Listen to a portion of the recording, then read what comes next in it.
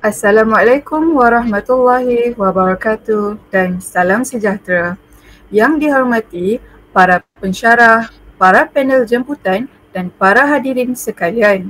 Terima kasih kerana hadir dalam forum ilmiah kita pada hari ini yang bertemakan pelaksanaan pentaksiran bilik darjah PBD dalam kalangan guru pra-perkhidmatan, cabaran dan harapan.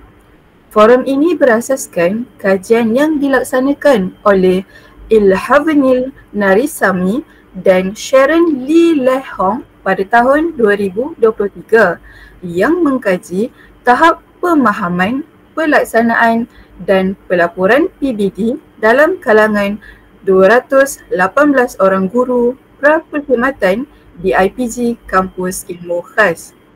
Dapatan kajian menunjukkan bahawa ketiga-tiga aspek pemahaman, pelaksanaan dan pelaporan PBD berada pada tahap tinggi, namun terdapat aspek-aspek tertentu yang masih memerlukan penambahbaikan, terutamanya dalam moderasi pentaksiran dan keyakinan mengisi template pelaporan PBD.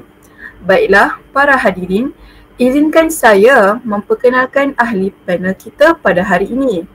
Panel pertama, Lailatul Hazwin, akan membincangkan kepentingan dan kekuatan PBD dalam sistem pendidikan. Seterusnya, bagi panel kedua, ialah Amirah yang akan membincangkan cabaran sebenar yang dihadapi oleh guru pra-perkhidmatan dalam melaksanakan PBD.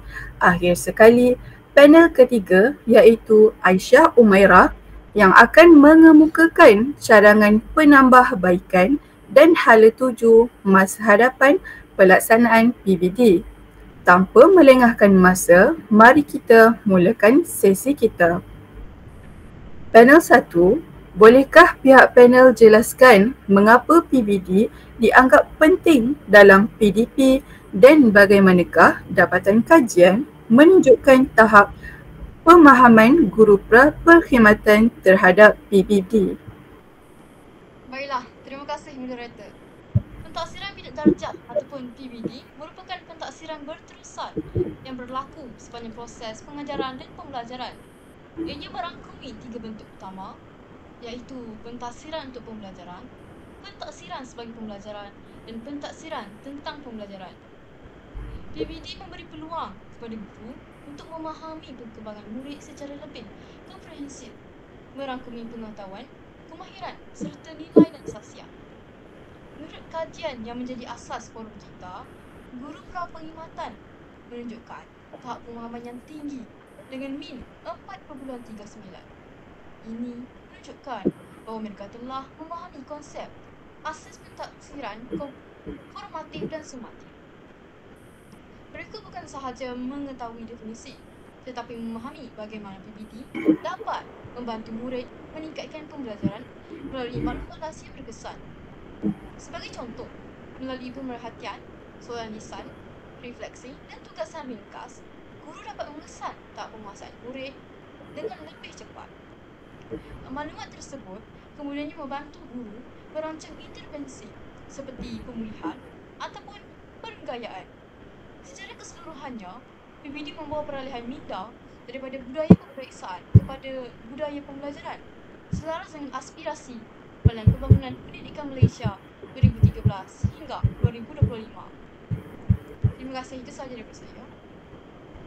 Terima kasih panel pertama. Baik, panel kedua, walaupun dapatan kajian menunjukkan tahap pelaksanaan PBD adalah tinggi, masih terdapat cabaran. Bolehkah panel huraikan cabaran tersebut? Terima kasih moderator. Baiklah, para hadirin, walaupun guru pra-perkhidmatan menunjukkan tahap keyakinan yang tinggi dalam melaksanakan PBD, mereka tetap berdepan cabaran tertentu, terutamanya apabila memasuki situasi bilik darjah sebenar. Pertamanya, cabaran dalam proses moderasi. Kajian mendapati bahawa item berkaitan moderasi memperoleh skor paling rendah dalam konstruk pemahaman. Moderasi penting untuk memastikan keadilan, kebolehpercayaan dan keselarasan pentaksiran antara guru. Namun, ramai guru pra-perkhidmatan belum terdedah secara praktikal kepada proses moderasi sebenar kerana ia biasanya berlaku dalam persekitaran sekolah melalui perbincangan panitia. Yang keduanya, mereka ini menghadapi cabaran menyediakan instrumen pentaksiran yang tepat. Walaupun mereka memahami konsep pentaksiran, menghasilkan instrumen yang berkualiti memerlukan kemahiran teknikal yang mendalam seperti menyusun aras kesukaran soalan dan membina rubrik. Yang ketiganya, guru pra-perkhidmatan ini mengalami cabaran pelaporan PBD. Walaupun tahap pelaporan adalah tinggi, pengisian template pelaporan yang melibatkan ulasan perkembangan nilai dan sasiah murid masih dianggap sukar. Hal ini kerana guru baharu memerlukan masa untuk memahami personaliti dan perkembangan murid secara mendalam. Justrunya, pelaksanaan PBD bukan sekadar memahami teori tetapi memerlukan latihan berterusan, pengalaman dan sokongan sekolah. Itu saja.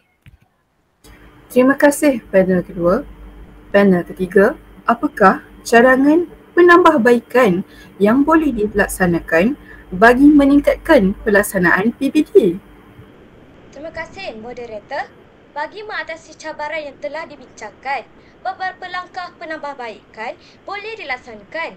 Pertama, latihan amali berstruktur perlu diperbanyakkan dalam kursus pendidikan guru. Seperti contohnya dalam kursus seperti ADUP 3063, bukan sahaja teori pentafsiran dibincangkan, tetapi latihan simulasi moderasi, penilaian instrumen dan pelaporan perlu dijalankan secara berulang. Kedua, bimbingan mentor di sekolah. Bimbingan mentor di sekolah perlu dilaksanakan dalam bentuk pementoran berterusan. Guru baharu perlu dibimbing oleh guru senior dalam membuat refleksi dan memberikan maklum malas terhadap PBD. Ketiga, pembangunan bank instrumen PBD yang boleh diakses oleh guru. Ini dapat membantu guru baharu mencapai panduan awal dan menyesuaikannya mengikut konteks PBD. Keempat, komuniti pembelajaran profesional PLC antara guru perlu diperkukuhkan lagi, membolehkan mereka membincang, menyemak dan juga meningkatkan kualiti pentaksiran bersama. Dengan pelaksanaan kaedah ini, PBD bukan sahaja dapat dilaksanakan, tetapi dapat dilaksanakan secara berkualiti dan konsisten. Itu sahaja. Panel 1, adakah anda bersetuju bahawa latihan mentor adalah faktor yang paling kritikal? Saya berpandangan bahawanya ini sangat relevan. Malah ini perlu diterapkan seawal latihan di IPG lagi. Dalam sesi tutorial ataupun praktikum, pelatih guru boleh membentuk kumpulan kecil untuk membincangkan hasil pentaksiran mereka. Ini sebenarnya satu bentuk PLC yang berskala kecil.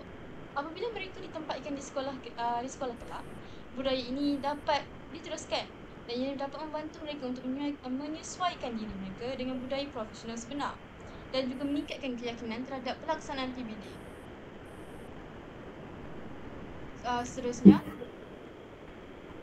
walaupun guru siswa telah didedahkan dengan teori PBD melalui kursus akademik, keupayaan untuk melaksanakan, menilai dan melaporkan PBD secara efektif sangat bergantung kepada latihan praktikal dan bimbingan berterusan ketika berada di sekolah.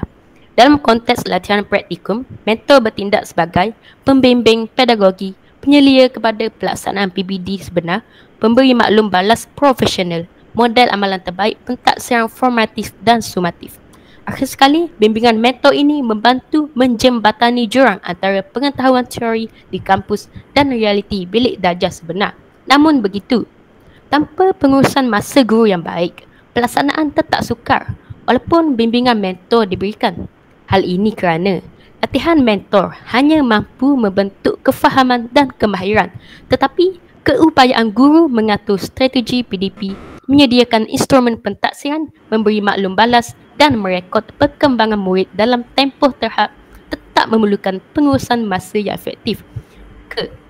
Latihan mentor adalah faktor kritikal, tetapi ia perlu disertai dengan kecekapan guru dalam merancang dan menyusun masa agar PBD dapat dilaksanakan secara konsisten dan berkesan dalam bilik darjah. Itu saja.